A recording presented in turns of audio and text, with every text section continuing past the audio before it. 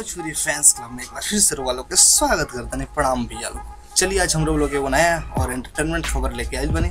जौना के खबर के नाम बा कि रितेश पांडे जी जौन बाड़े अपन एगो नया कार खरीद ले बाड़े और वो कार के पिक जौन बाड़े देखी फेसबुक पे शेयर के लिए बाड़े और शेयर के साथ ही लिख ले बाड़े कि हम ये गाड़ी खरीदला की खुशी में अपन दोस्त लोग के साथ अपन सहयोगी लोग के साथ वैष्णो माता मंदिर के दर्शन करे गए बाड़े। यानी बहुत ही अच्छा संस्कार बा।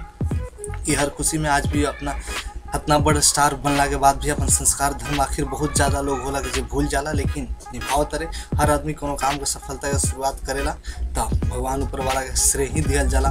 और यह काम के लिए रितेश पांडे जी और अपना दर्शकन से दुआ मांग रहे बड़े और प्रणाम के लिए बड़े। और ये हमनी के भोजपुरी के उभरता स्टार बाड़े, बहुत ही बढ़िया गावे इनकर गाना इतना अच्छा लगेला। सुरीला पवन सिंह के बाद केहू सुरीला आवाज़ में गावे वाला गायक आइल हमनी के बीच में, शायद रितेश पांडे के नंबर बा। ये हमार बाटे, आप लोग कुछ भी करें जरूरी नहीं है।